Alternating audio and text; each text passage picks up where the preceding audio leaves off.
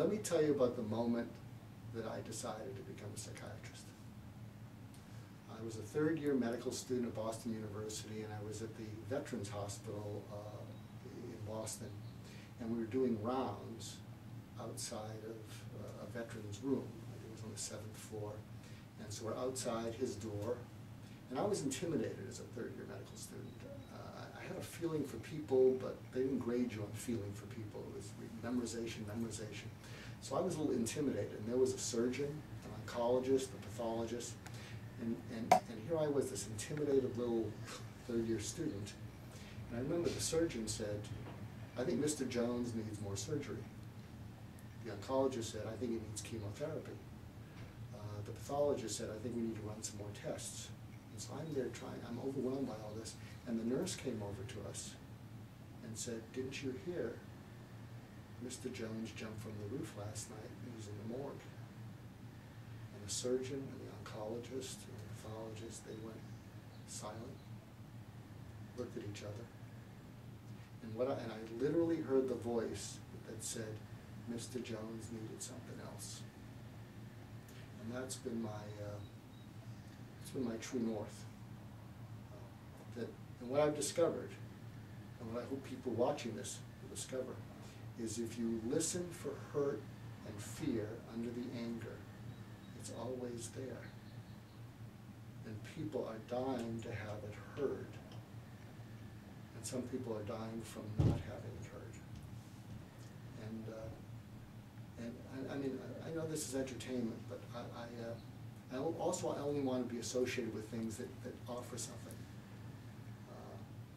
And I think that can be entertaining, compelling, but if it's just gratuitous, blah, blah, blah, you know, it's not something I'm interested in.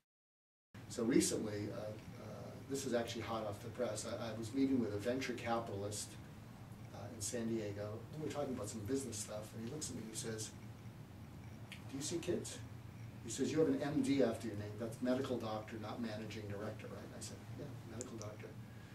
I said, "Well, I happen to, yeah, I do see kids, high schoolers and young adults." And he says, "I get a kid who has a reading thing, and he's a good kid, doesn't use drugs, he's a junior in high school, and we're having trouble with him. And I stand over him. I stand over him when he's supposed to be reading, and I have to stay on him because he can't read. I don't think he has ADD. Would you see my kid? Because I have this feeling that you could, I don't know, you could somehow get through to him. There's something about it."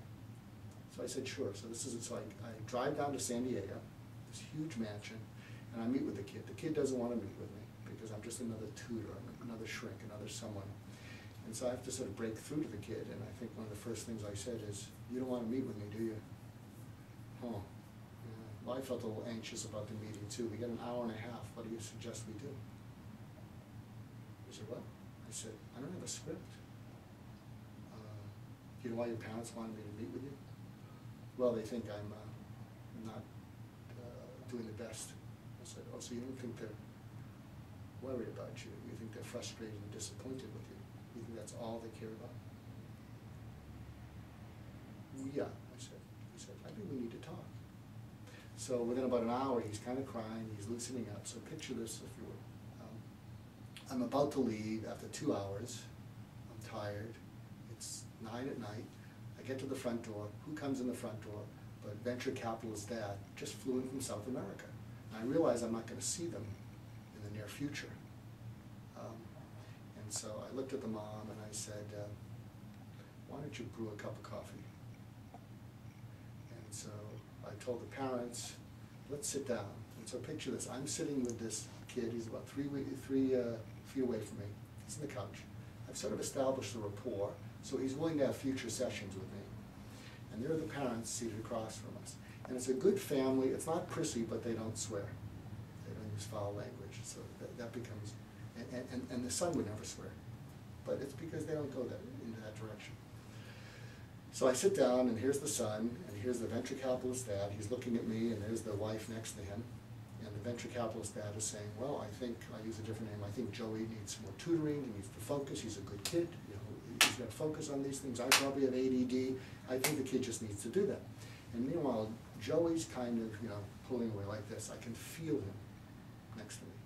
And then the mother joins in with a sort of transactional problem solving, and Joey just looks into the couch.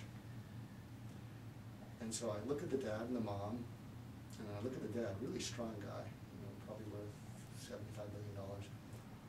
And I said, with all due respect, I need to tell you what I'm hearing from Joey sitting next to me. And I looked right through the dad's eyes, and I said, get off my fucking back, you make me want to kill myself.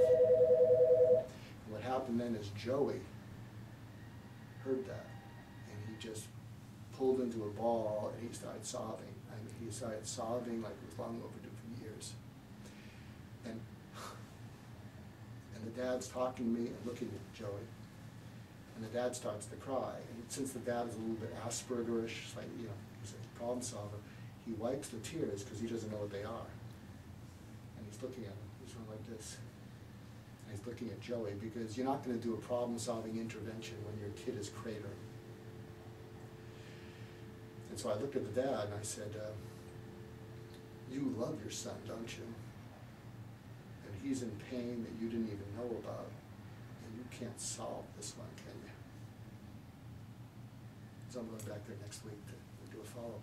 But I spoke with him over the phone, and the dad said to me, he said, I don't know what kind of Kool-Aid you gave us, but it is much lighter around here. It's much different. And I said, well, it was long overdue for Joey, and you can't try to problem solve him into a corner, because he'll go back there. And so when I see y'all next, we'll make sure that doesn't happen.